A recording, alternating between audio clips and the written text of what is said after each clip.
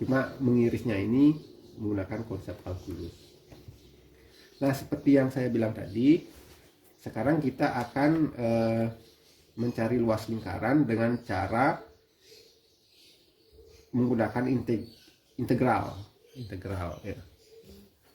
Nanti ada dua cara yang saya pakai. Cara yang pertama adalah dengan cara mengiris-ngiris, yaitu ini lingkaran, mengiris-ngiris datar ya. Kemudian kita taruh lingkaran ini di pusat sumbu koordinat. Kenapa kita taruh di pusat sumbu koordinat? Karena untuk integral kita harus butuh fungsi kan ya. Nah, berarti ini harus berupa fungsi di sini. Nah, cara pertama itu begini, saya iris ini lingkarannya tipis-tipis.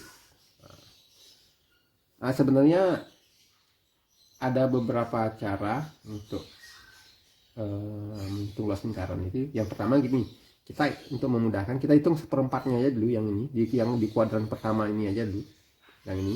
Nah, ini kemudian dikalikan 4. Nah, dapatlah semua luasnya karena ini di setiap kuadran kan luasnya sama. Nah, atau kita hitung setengahnya dari sini, bagian atas saja dari sini sampai sini, kemudian kita kalikan 2, bisa seperti itu. Atau kita langsung hitung semuanya, nah, begitu ya, bisa. Nah, cara saya yang pertama itu adalah dengan cara mengiris-ngirisnya. Oke, kita gunakan cara yang paling gampang dicerna, yaitu kita cari yang seperempat aja dulu ya. Jadi saya mengirisnya begini, iris tipis-tipis. Nah, begitu ngirisnya ini mendekati 0. Nah, kemudian kita integralkan berdasarkan dx. Nah, seperti itu. Nah, itu cara pertama. Yang cara kedua, saya akan ngirisnya begini, sama dengan ini, juring, pakai juring. Tapi nanti kita ngitungnya pakai integral juga ya, tidak seperti ini ya. Nah, yang ini cara kedua, yaitu saya akan mengirisnya ini berbentuk juring, kemudian ngitungnya pakai integral. Nah, seperti itu. Oke, kita mulai dari yang pertama, yang ini ya. Nah, yang mengiris ini. Jadi kita akan mengintegralkan ini, irisan kecil ini dari sini atau dari sini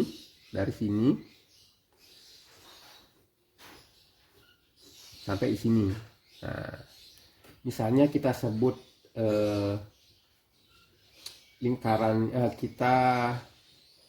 misalnya lingkaran ini punya jari-jari R, berarti jari-jarinya R, berarti sampai sini R, atau kita sini R, atau saya tulis di sini aja, ini R, jari-jarinya R. Maka fungsi dari ini, kurva ini, atau kita sebelum ke situ, tapi kita akan mengintegralkan irisannya ini. Nah, dari sini sampai di sini, berarti dari 0 sampai dengan ini berapa di sini x-nya, berarti karena ini R, jari-jarinya di sini R juga ya. Nah, berarti dari 0 sampai R, berarti mengintegralkan y-nya berdasarkan dx, karena kita ngirisnya dx ya. Nah, delta x, berarti y kali delta x, berarti ini tingginya ini y dikalikan dengan lebar irisannya, yaitu dx mendekati 0. Dari sini, dari 0 sampai dengan, dari x nya 0 sampai dengan x nya R, sehingga persamaannya menjadi begini. Ini persamaannya menjadi kita cari luasnya ini, nanti dikalikan 4 ya. Oke, kita kalikan 4, berarti luas seluruh lingkaran adalah 4 kali integral y dx dari 0 sampai R. Dari 0 sampai R. Nah, seperti itu.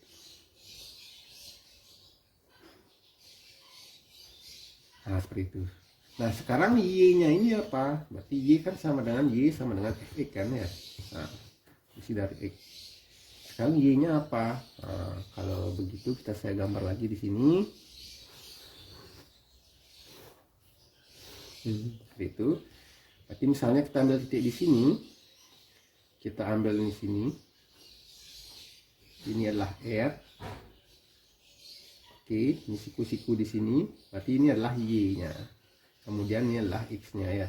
Nah, ini X-nya. Jadi ini Pitagoras jadinya. Jadi Y sama dengan akar R kuadrat dikurangi X kuadrat. Berarti sini Y sama dengan akar R kuadrat dikurangi X kuadrat. Nah,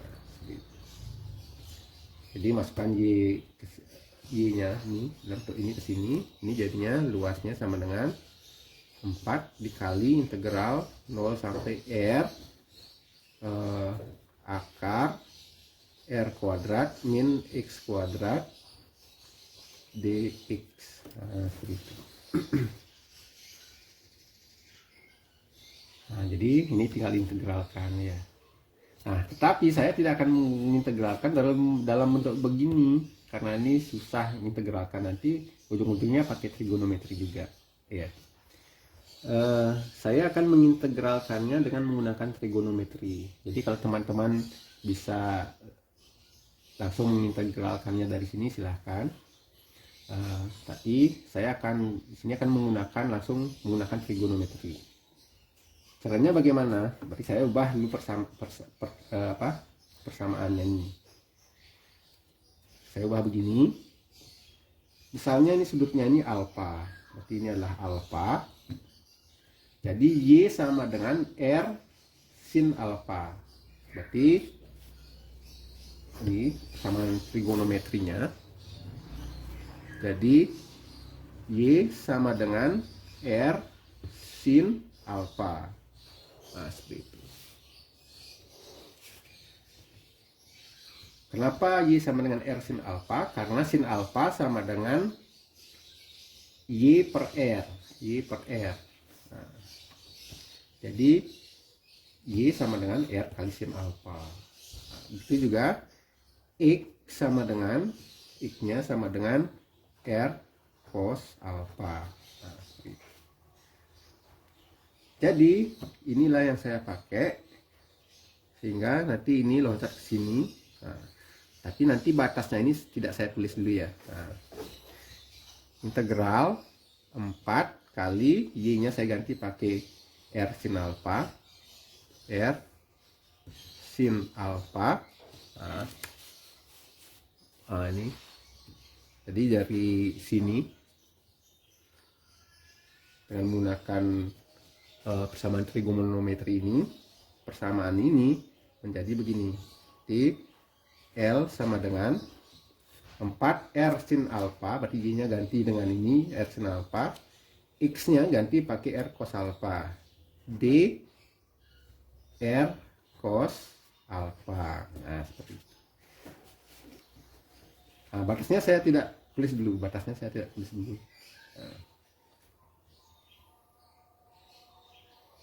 Nah, sekarang kita mudahkan ini, R-nya ini kita keluarkan ke sini.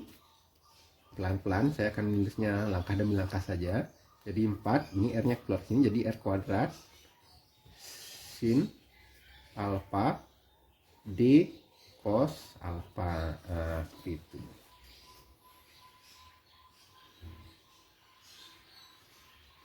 Nah, sekarang kita akan jadikan alfa ini, R-nya bisa, R kuadratnya bisa kita keluarkan ke sini karena itu tetapan, R-nya tidak berubah berdasarkan X, jadi tetap ya konstanta. Nanti R-nya bisa kita keluarkan sini. Nah, sekarang di cos alfanya kita akan jadikan D alfa. Nah, jadi saya akan menulis di sini begininya caranya. Berarti misalnya dy per dx, ini pemisalannya, bukan y sama x nya beda dengan ini ya, misalkan aja dy per dx sama dengan y aksen kan, turunannya y, Berarti dy per dx sama dengan y aksen. Nah, misalnya sekarang berarti dx ini sama dengan, berarti dy maksudnya, berarti dy sama dengan y aksen kali dx. Nah, misalnya sekarang ini kita misalkan dalam bentuk ini kita misalkan y itu ini cos alpha, y sama dengan cos alpha. Nah, maka masuk ke sini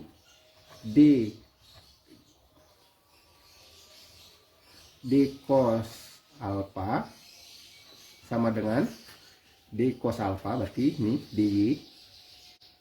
dy sama dengan y aksen dx.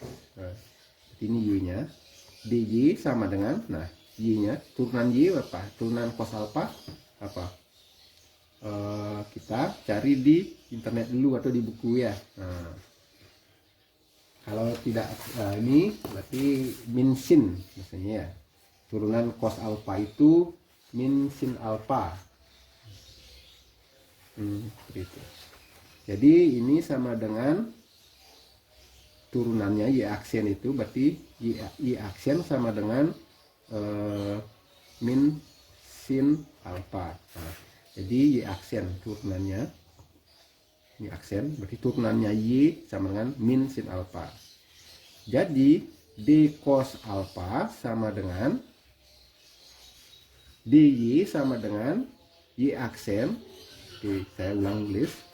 Berarti ini saya lanjutkan di sini, y aksennya min sin alpha, berarti ini d cos alpha sama dengan y aksennya min sin alpha dikali dx. Nah, begitu.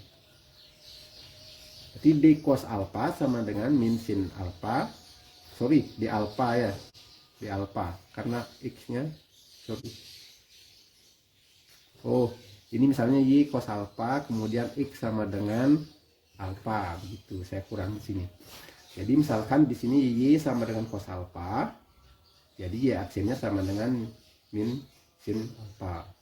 Kemudian misalnya x sama dengan alpha, maka dy d cos alpha sama dengan sin alpha d alpha. Oke, karena x nya tekan alpha.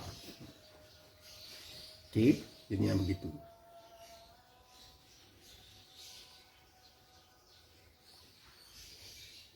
Nah,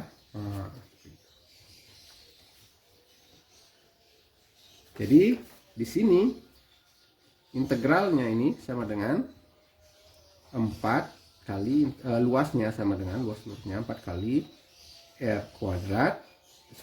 R kuadratnya udah saya keluarkan aja langsung sini ya. R kuadrat ini saya coret. R kuadrat sin alpha dikali di cos alpanya sudah menjadi min sin alpha kali d alpha. Berarti dikali min sin alpha dikali d alpha. Nah, seperti itu.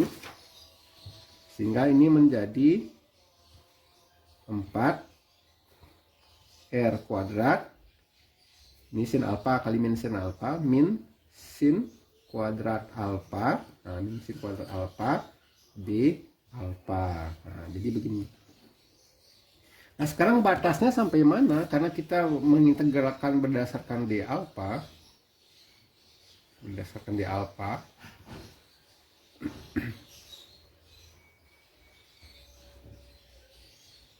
Karena kita mengintegralkan berdasarkan d alpha, nah, berarti kita mengintegralkan dari sudut berapa sampai sudut berapa. Nah, kita karena ini yang kita cari seperempatnya, berarti dari sudut 0 derajat sampai dengan 90 derajat.